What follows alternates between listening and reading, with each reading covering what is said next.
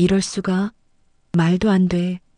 서울 강남국제의료센터 로비에 울려 퍼진 외국인들의 웅성거림. 다이아몬드로 장식된 휠체어가 텅 비어 있고 그 옆에는 5년간 다리를 전혀 쓰지 못했던 사우디의 석유. 재벌 왕자가 떨리는 다리로 서 있었습니다. 이건 기적이야.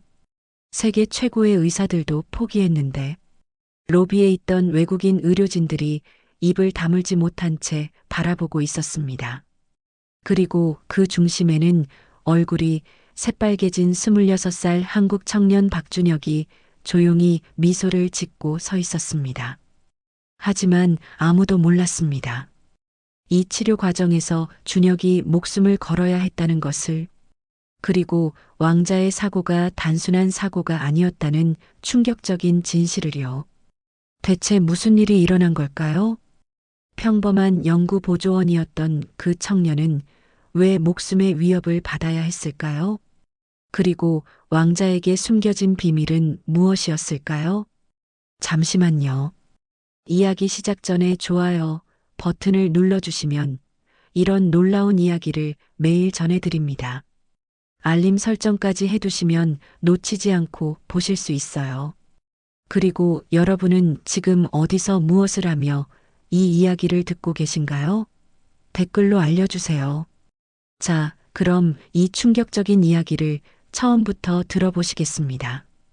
2025년 4월 초 서울은 화창한 봄 날씨였습니다. 26살 박준혁은 강남국제의료센터 한방통합의학과에서 연구보조원으로 일하고 있었습니다.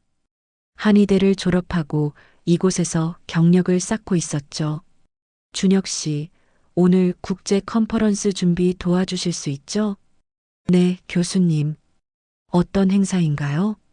중동 왕족들 대상 프리미엄 건강검진 설명회예요. 통역사가 부족해서 영어 가능한 직원들 총동원이에요. 준혁이는 고개를 끄덕였습니다. 한의대 시절 교환학생으로 미국에 다녀온 덕분에 영어가 능숙했거든요. 아버지를 일찍 여의고 어머니와 단둘이 살아온 그에게 이런 부가 업무는 늘 감사한 기회였습니다. 오후 2시 의료센터 3층 컨퍼런스홀이 갑자기 소란스러워졌습니다.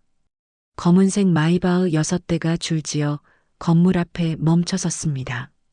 차에서 내린 건 흰색 전통 의상을 입은 경호원들이었어요. 최소한 15명은 되어 보였습니다. 오늘 사우디 왕자님이 오신대요. 중동 최대 석유 기업 오너 가문이래요. 한국 의료 시스템 시찰 겸 본인 치료차 오신대요. 의료진들이 긴장한 목소리로 속닥거렸습니다. 준혁이도 멀리서 지켜봤어요. 그 순간 순백색과 금색으로 장식된 최신형 전동 휠체어가 나타났습니다. 휠체어 팔걸이에는 작은 에메랄드들이 박혀 있었어요. 휠체어에 앉은 남자는 38살 정도로 보였습니다. 새하얀 토브를 입고 있었는데 매서운 눈빛과 오만한 표정이 인상적이었습니다. 바로 압둘라 왕자였죠. 당신들 병원이 중동에서 소문났다던데 직접 보니 그저 그렇군. 왕자가 영어로 차갑게 말했습니다. 목소리에는 모든 것을 깔보는 듯한 기운이 느껴졌어요. 왕자님, 저희 센터는 동서양 의학을 통합한. 센터장이 조심스럽게 설명을 시작했습니다. 동양의학? 왕자가 코웃음을 쳤습니다. 침을 놓고 약초나 다리는 그런 미개한 풍속 같은 것 말인가? 21세기에 아직도 그런 걸 의학이라고 부르나? 왕자의 말에 수행원들이 웃으며 고개를 끄덕였어요. 준혁이는 복도 구석에서 그 광경을 지켜보며 주먹을 꽉 쥐었습니다. 할아버지가 평생을 바쳐 연구하신 한의학을 미신이라고 부르다니. 하지만 참았습니다. 연구보조원이 뭐라고 할 수 있는 처지가 아니었거든요. 우리 사우디에는 세계 최고 수준의 병원들이 있어. 미국, 독일, 스위스에서 최고 의료진을 모셔왔지. 그런데 5년 동안 아무도 내 다리를 고치지 못했어. 왕자가 차갑게 이었습니다. 한국은 반도체나 선박을 만드는 나라 아닌가? 의학은 서양 사람들이나 하는 거지. 당신들은 아직 그 수준에 다가가려면 멀었을 텐데. 센터장의 얼굴이 굳었지만 참을 수밖에 없었습니다. 왕자 일행이 검진실로 이동하기 시작했어요. 준혁이는 통역 보조 업무를 위해 일행을 따라갔습니다. 복도를 지나가는 동안에도 왕자의 거만한 태도는 계속되었어요. 이 건물 크기도 수준이 하네. 우리 리아드 왕립병원에 비하면 동네 병원 수준이야. 그때였습니다. 준혁이는 왕자의 수행원 중 한 명이 이상하게 행동하는 것을 발견했어요. 다른 경호원들과 달리 그 남자는 계속 주변을 살피며 긴장한 표정을 짓고 있었습니다. 그리고 재킷 안쪽을 자꾸 만지작거렸어요. 저 사람 뭔가 이상한데. 준혁이는 직감적으로 느꼈습니다. 왕자의 휠체어가 검진실 문턱에서 잠시 멈췄고 준혁이의 시선이 자연스럽게 왕자의 다리에 머물렀습니다. 휠체어에 가만히 놓여있는 그의 다리를 보는 순간 할아버지가 가르쳐 준 것들이 떠올랐어요. 할아버지는 베트남 파병 당시 군의관으로 복무하시며 수많은 부상병들을 치료하셨습니다. 그리고 돌아가시기 전 5년 동안 준혁에게만 특별한 진단법과 치료법을 가르쳐 주셨죠. 준혁아, 사람의 몸은 거짓말을 하지 않는단다. 제대로 보는 법만 알면 진짜 아픈 곳이 보인다. 할아버지의 목소리가 귓가에 들리는 것 같았어요. 준혁이는 무의식 중에 왕자의 다리를 유심히 관찰했습니다. 그리고 깜짝 놀랐어요. 이상해. 이건 단순한 사고로 생긴 부상이 아니야. 타격 각도가 위에서 아래로 내리찍듯이 가해진 힘이야. 마치 누군가 의도적으로. 준혁이의 등골이 서늘해졌습니다. 이건 사고가 아니라 공격당한 흔적이었어요. 그리고 신경은 살아있어. 완전히 손상되지 않았는데 왜 5년 동안? 순간 준혁이는 깨달았습니다. 이건 단순히 치료하지 못한 게 아니라 누군가 의도적으로 왕자가 걷지 못하게 만들고 있는 건 아닐까? 저기 뭘 그렇게 쳐다보나? 왕자의 수행원 한 명이 준혁을 날카롭게 쳐다봤습니다. 바로 아까 이상하게 행동하던 그 남자였어요. 아, 죄송합니다. 준혁이가 황급히 고개를 숙였습니다. 하지만 그 남자의 눈빛이 심상치 않았습니다. 마치 준혁이 뭔가를 눈치챈 것을 알아챈 듯한 표정이었어요. 준혁이는 복잡한 심정으로 왕자 일행을 검진실까지 안내했습니다. 내가 본 게 맞다면 왕자님은 단순한 환자가 아니야. 뭔가 큰 음모에 휘말린 거야.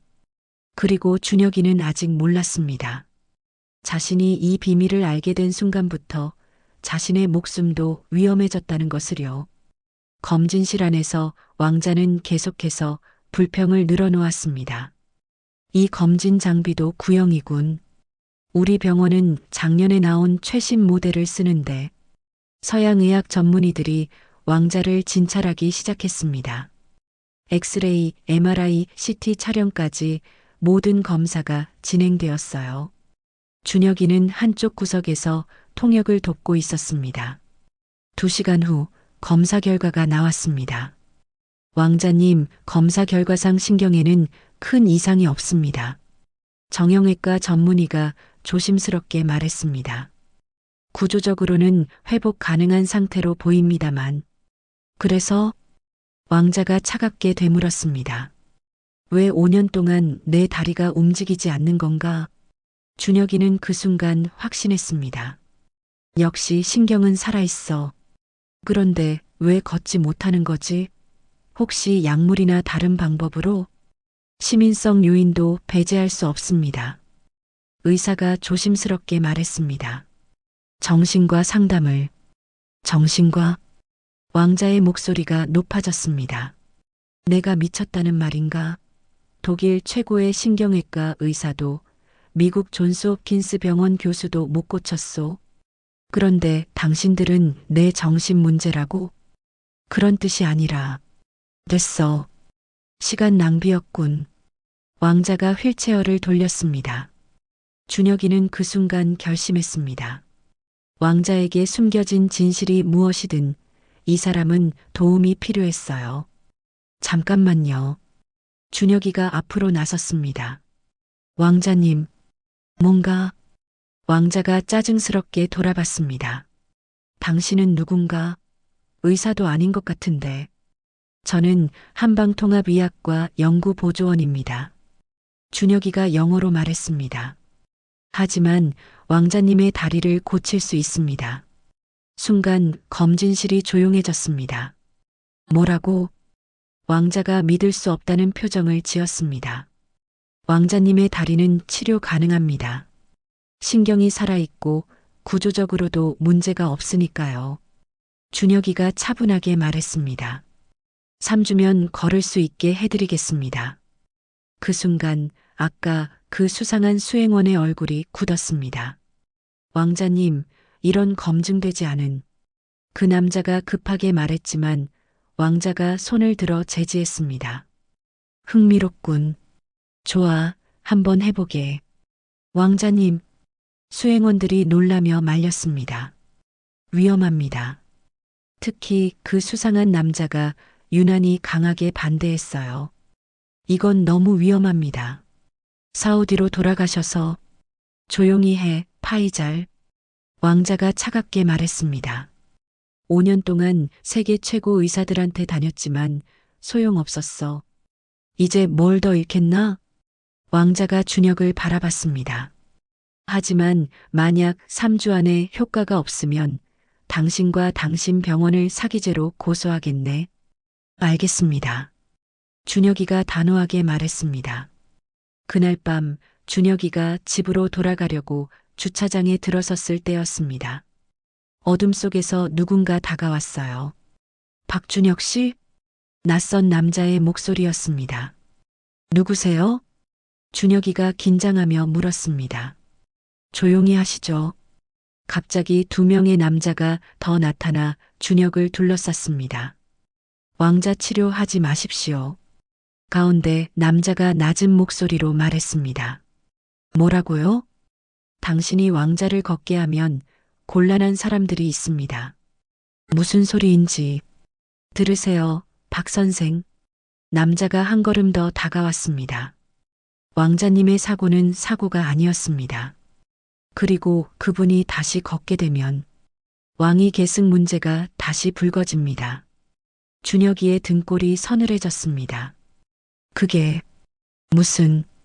왕자님은 원래 왕위 계승 1순위였습니다. 하지만 5년 전 그 사건 이후 계승권을 잃었죠. 형제들이 원하는 겁니다. 왕자님이 영원히 휠체어에 앉아 계시는 걸요. 설마 당신이 왕자를 치료하면 당신도 위험해집니다. 현명한 선택을 하십시오. 남자들이 어둠 속으로 사라졌습니다. 준혁이는 차 안에 앉아 한참을 생각했습니다. 손이 떨려왔습니다. 그래서 아무도 왕자를 제대로 치료하지 못한 거구나. 치료할 수 없었던 게 아니라 치료하면 안 됐던 거야. 집에 돌아가 할아버지의 치료 노트를 꺼냈습니다. 할아버지, 준혁이가 떨리는 목소리로 말했습니다. 제가 어떻게 해야 할까요? 노트를 펼치자 할아버지가 쓰신 글귀가 눈에 들어왔습니다. 의사는 환자를 가리지 않는다. 권력도, 돈도, 위험도 의사의 사명 앞에서는 아무것도 아니다. 준혁이는 눈물을 닦으며 결심했습니다. 할아버지, 저 끝까지 해보겠습니다. 다음 날 아침 준혁이는 센터로 출근했습니다. 동료들이 걱정스러운 얼굴로 다가왔어요. 준혁 씨, 어젯밤 괜찮았어요? 얼굴이 안 좋아 보이는데. 괜찮습니다. 준혁이가 억지로 웃었습니다. 오전 10시 왕자가 도착했습니다. 그리고 그 수상한 수행원 파이잘이 곁에 있었습니다. 자, 시작해보게. 왕자가 말했습니다. 준혁이는 특별히 준비한 치료실로 왕자를 안내했어요. 파이잘이 따라 들어오려 하자 준혁이가 막았습니다. 치료 중에는 왕자님과 저만 있어야 합니다. 집중이 필요하거든요. 안 됩니다. 파이잘이 단호하게 말했습니다. 내가 지켜봐야. 괜찮아, 파이잘. 왕자가 말했습니다. 밖에서 기다려. 파이잘은 못마땅한 표정으로 나갔습니다. 문이 닫히자 준혁이가 조용히 말했습니다. 왕자님. 응? 왕자님은 사고를 당하신 게 아니죠? 왕자의 표정이 굳었습니다. 무슨 소리인가? 어젯밤 제가 협박을 받았습니다. 준혁이가 솔직하게 말했습니다. 왕자님을 치료하지 말라고요. 왕위 계승 문제 때문이라고 하더군요. 왕자는 한참 동안 준혁을 바라봤습니다. 그리고 깊이 한숨을 쉬었어요. 자네, 눈치가 빠르군. 그럼 사실인가요?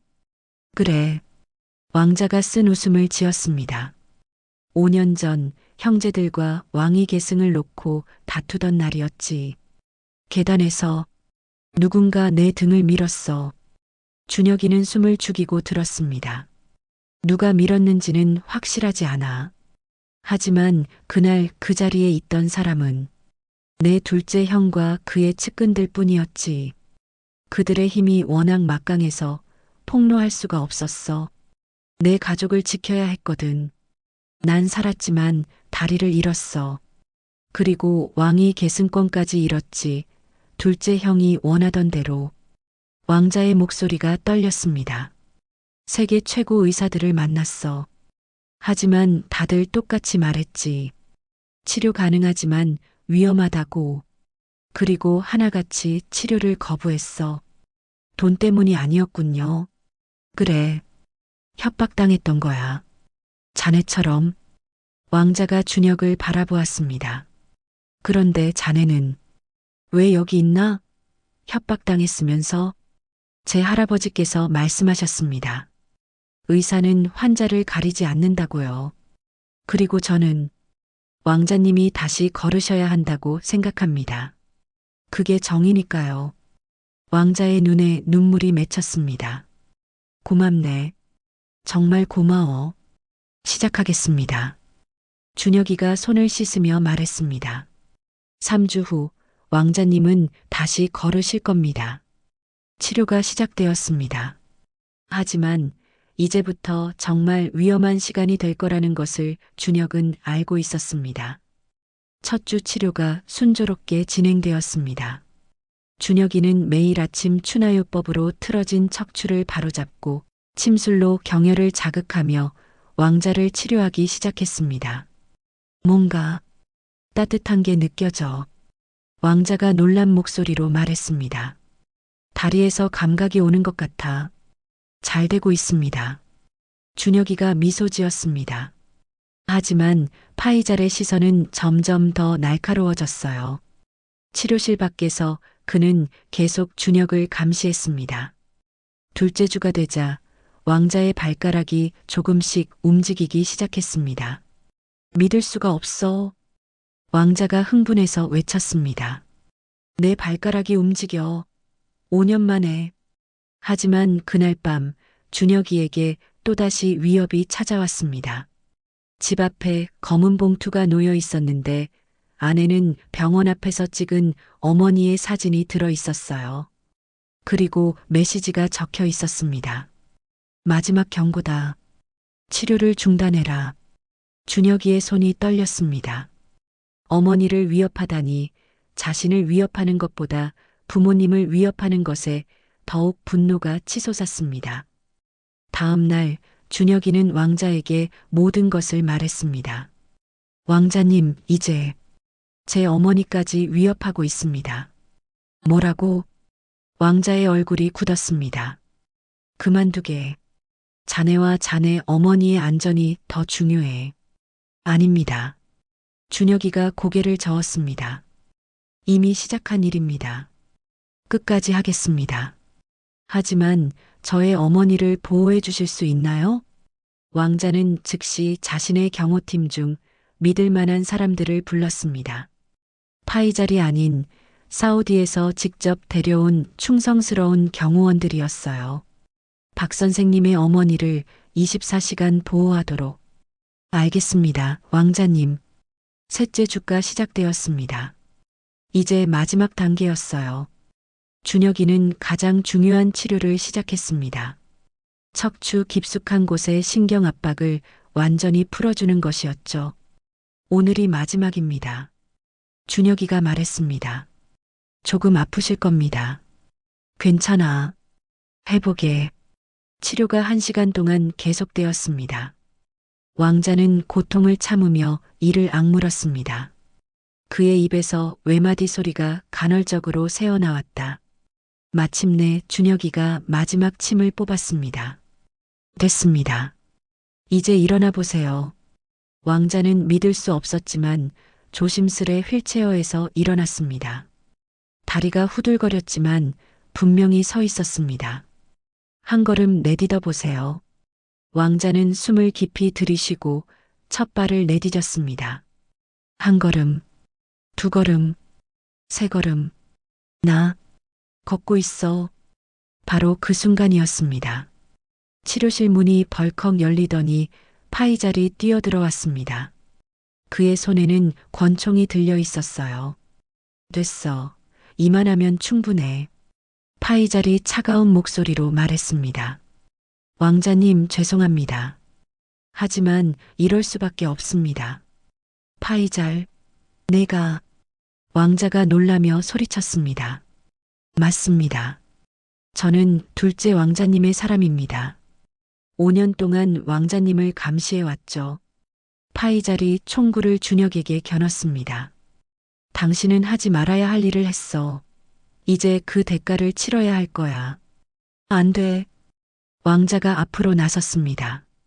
파이잘, 총을 내려놓아. 비키십시오, 왕자님. 바로 그때 치료실 문이 꽝 소리를 내며 세차게 열렸습니다. 그 총을 내려놓으시죠. 한국 경찰들이 들이닥쳤습니다. 그리고 그 뒤에는 센터장이 있었어요. 뭐야? 파이잘이 당황했습니다. 준혁 씨가 미리 연락했습니다. 센터장이 말했습니다. 어머니를 위협하는 사진을 받은 순간 우리는 경찰에 신고했죠. 그리고 오늘 당신이 움직일 거라고 예상했습니다. 파이잘은 결국 총을 내려놓았고 경찰에 체포되었습니다. 왕자는 준혁에게 다가와 꽉 안았습니다. 고맙네. 정말 고마워. 목숨을 걸고 나를 치료해줘서 이제 정의를 되찾으실 수 있습니다. 준혁이가 말했습니다. 며칠 후 전 세계 언론이 이 사건을 대서특필했습니다. 사우디 왕자 암살 음모 밝혀져 한국 한의사, 왕자 치료하며 왕위 계승, 음모 폭로 5년 만에 걷게 된 왕자, 형제를 고발하다. 왕자는 사우디로 돌아가기 전 기자회견을 열었습니다. 저는 5년 동안 음모의 희생자였습니다. 왕자가 카메라를 향해 말했습니다. 하지만 한국의 젊은 한의사가 제게 2가지를 되찾아 주었습니다. 걸을 수 있는 능력과 진실을 밝힐 용기를요. 왕자는 준혁을 무대로 불렀습니다. 이 사람은 협박과 위협 속에서도 환자를 포기하지 않았습니다. 진정한 의사의 모습을 보여주었죠. 박수 소리가 터져 나왔습니다. 저는 사우디로 돌아가 정의를 바로 세우겠습니다. 그리고 한국 한의학 연구소를 설립하겠습니다. 박준혁 박사를 초대 소장으로 모시겠습니다. 몇 달 후 준혁이는 동네에 작은 한의원을 열었습니다. 사우디 왕자의 제안을 정중히 거절하고요. 저는 할아버지처럼 살고 싶습니다. 준혁이가 왕자에게 말했습니다. 화려한 자리보다는 정말 도움이 필요한 사람들 곁에 있고 싶어요. 왕자는 이해한다는 듯 고개를 끄덕였습니다. 자네는 진정한 의사야. 할아버지가 자랑스러워 하실 거야. 한의원 개원 첫날 많은 환자들이 찾아왔습니다. 선생님, 뉴스에서 봤어요. 정말 대단하세요. 목숨을 걸고 환자를 지키시다니. 준혁이는 겸손하게 웃으며 환자들을 맞이했습니다. 제가 특별한 게 아닙니다. 그저 할아버지의 가르침을 따랐을 뿐이에요.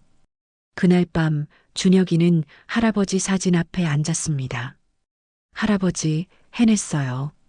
눈물이 주르륵 흘러내렸습니다. 할아버지, 가르침대로 살게요. 창밖으로 달빛이 비쳐 들어왔습니다. 준혁이는 평생 할아버지의 가르침을 따라 살기로 다짐했습니다. 권력도, 돈도, 위협도 의사의 사명 앞에서는 아무것도 아니라고. 여러분, 오늘 이야기가 마음에 드셨나요? 준혁이는 협박과 위협 속에서도 환자를 포기하지 않았습니다. 심지어 어머니까지 위협받는 상황에서도 말이죠.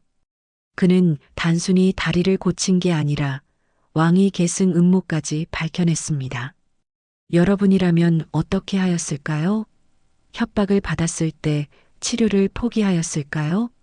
아니면 준혁이처럼 끝까지 환자를 지켰을까요? 댓글로 여러분의 생각을 들려주세요. 그리고 혹시 여러분도 정의를 위해 위험을 무릅쓴 경험이 있는지 그런 이야기도 함께 나눠주세요. 또한 좋아요와 구독, 알림 설정 잊지 마시고요. 여러분의 클릭 하나하나가 저희에게는 큰 힘이 됩니다. 더 충격적이고 감동적인 이야기로 찾아뵙겠습니다. 끝까지 읽어주셔서 감사합니다. 오늘도 좋은 하루 되십시오. 감동 그리고 또 감동해서 전해드렸습니다.